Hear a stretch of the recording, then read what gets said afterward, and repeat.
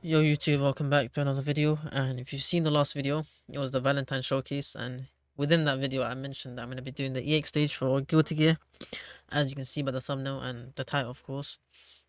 But pretty much Valentine, he's so crazy, like his familiar is actually very good, but he's kind of like, if you have him and you got the familiar, he's pretty much used in Monarch only. But so up to you if you want to go for the familiar or not, it's your choice. You can base it off this on like gameplay that you see. But what I can say to you guys is Valentine Familiar won't come back in Anniversary. It'll come back 9.5. That's what I've been told. So yeah, you guys can take that info if you want. You can ask other people what they said. But yeah, that's up to you, if you want to believe it or not. But pretty much this passive where you can like pretty much just TP him for free is so broken, man. It's such a good passive, and this one he gets clones every 10 seconds is very good, But yeah, let's just get into the stage, man. Let me know what you think on Valentine if you do like the video. I'll also take on the AOT EX stage because it's just another stage for me to showcase it. And I did beat that with no bleeds. So that's even better as well. It shows Valentine's true damage as well. He can just melt bosses who have high regen capabilities. So yeah, that's it. Let's just get into this. See ya. Oh yeah, so the modifier that I was looking for, this whole time, it took me like a few restarts. It was pretty much just the champions modifier because that modifier pretty much just makes this stage feel a lot. Oh, so I'm getting distracted by my Discord server. But yeah, that stage pretty much makes it. Well, that modifier makes it so the stage is actually a lot harder than it is normally. Because with immunity, you only have 3 bosses, but with champions, you have pretty much 5 bosses. So yeah, having a lot of bosses just makes it a lot harder to deal with.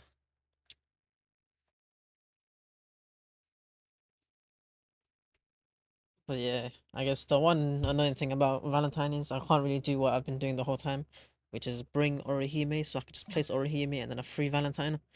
But because he's with 2.1k, can't really do that. Because Orihime's passive only lets people that are 2k and lower.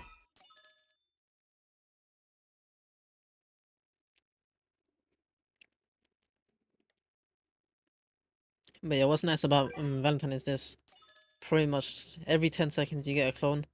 And every, was it 30 kills you get a clone as well. So in progressive game modes that are like this, I guess like any hard stage, you can either use this or Wildlands as an example. If you have auto skip off, you can pretty much just save up a lot of clones. Because every 10 seconds a clone is pretty good. And just when you sell Valentine with an active clone on the map, he TPs to the nearest clone. He just swaps place with them. So it's just very good just for overall usage.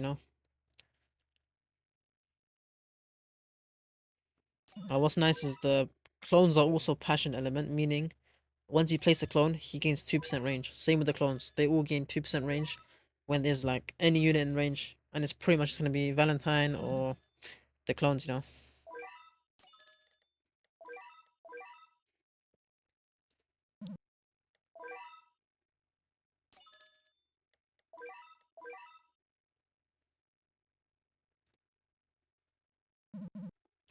But you can see even with over here he's already at 35k DPS and has 57k DPS. That jump was crazy. But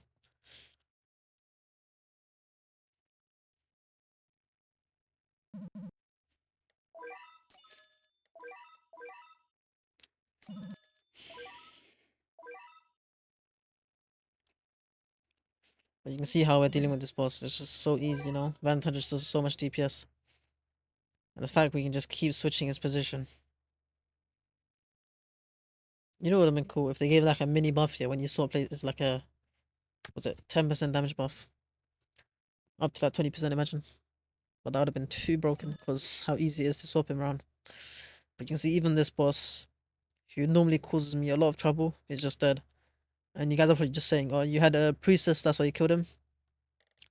But pretty much I didn't even need priestess for this the first time around. I did an immunity and I was able to kill him.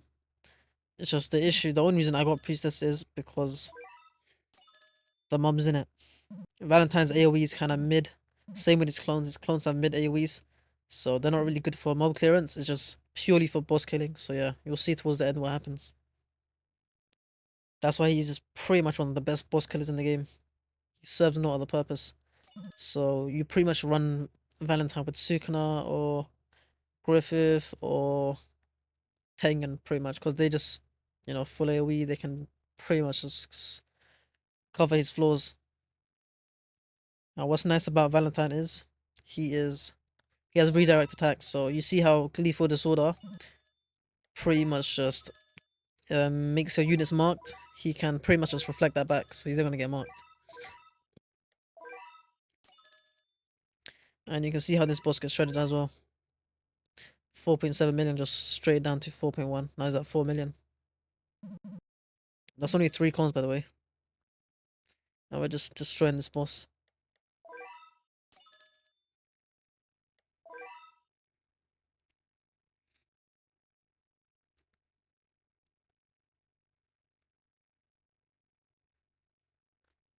If his AoE was a bit better, he would be such a good unit.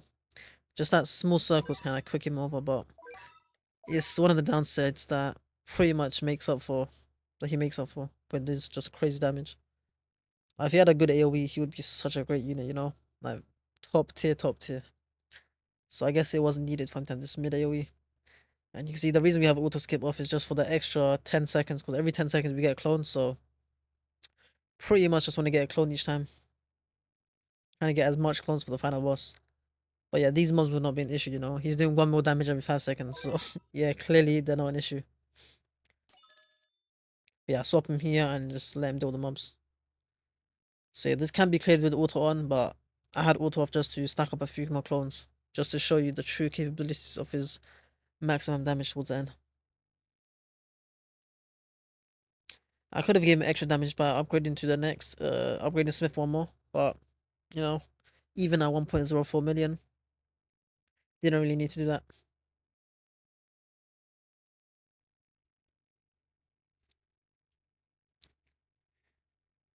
And you can see all this extra time wasted is just giving us more time for clones. And now we can just sell these farms.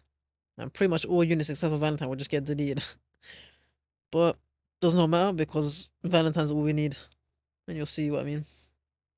So all of them get deleted and I just wait for the boss to get a bit slightly forward. The only reason I do this is just to move a bit of the armor stocks, but it doesn't really matter because each of these placements count as unique placements, so pretty much they just remove the armored from him and it just destroys him. Look.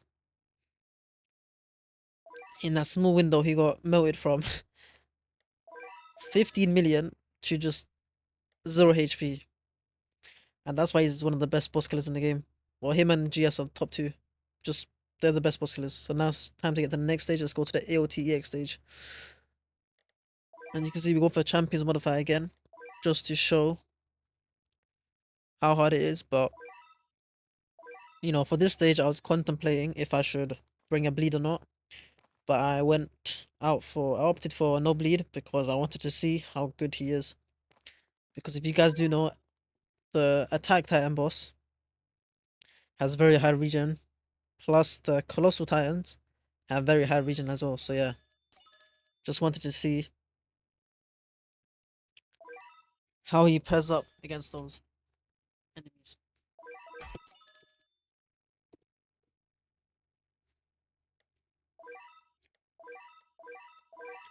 Okay, this is what nice. Look, after 10 seconds elapses, you can pretty much just move him from the back to the front. So you can start your defense here, placing at the very back, just letting clones stack up, and move slightly in front each time, and just clear the mobs that way. So he's not the worst for mob clearance, but he's definitely not the best. There's better units for that. But for his own purpose that he serves, he's one of the best in that one.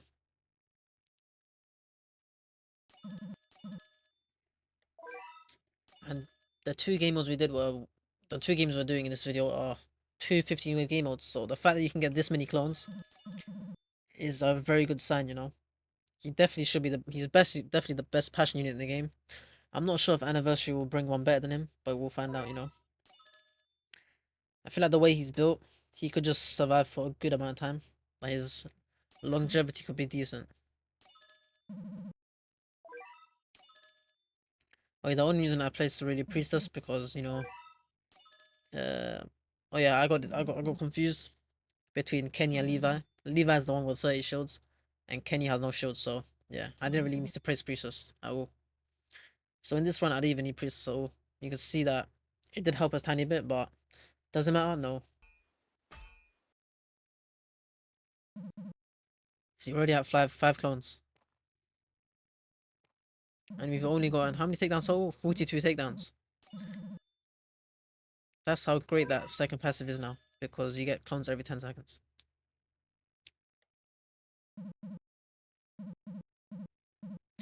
And the reason why I haven't melted this boss is because he has armored as well. So pretty much you need unique placements, and that's what the clones are good for, you know. Just placing a lot of clones just takes away those armored stocks, and yeah, look, once that clone at the front disappears, I sell him, and he's back here, and that boss just gets shredded. Like he's dead, easy kills.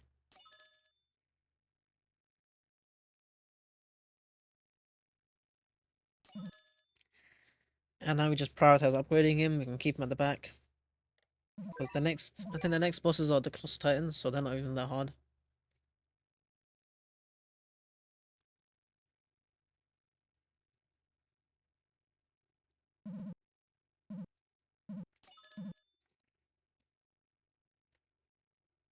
You see, he's already at 100k DPS now.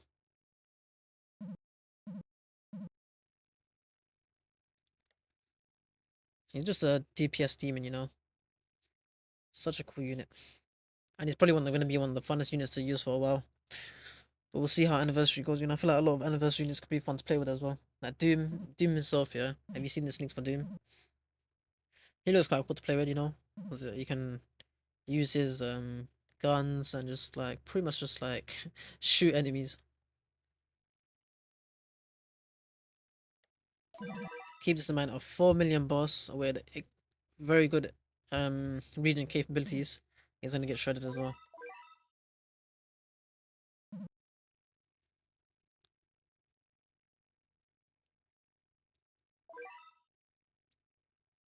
But I used that, I didn't really need to use it, but doesn't really matter. But you can see this errand boss also has what's that thing called again? My brain is brogging.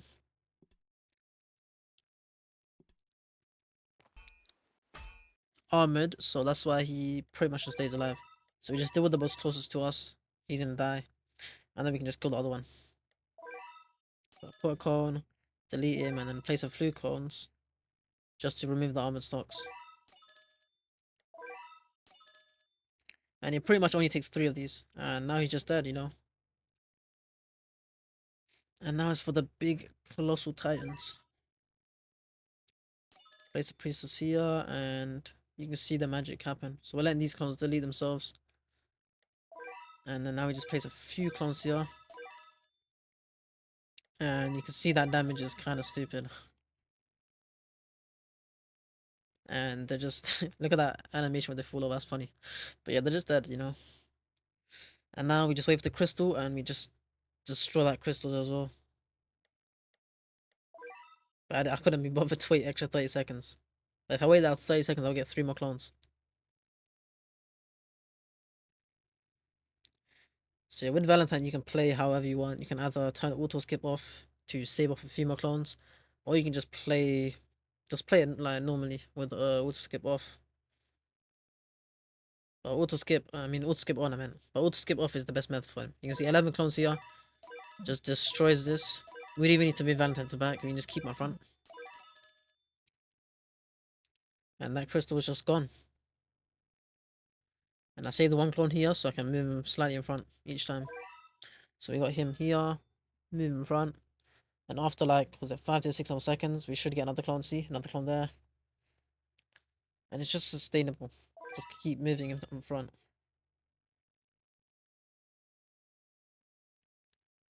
And you can see he's at 1.1 million damage.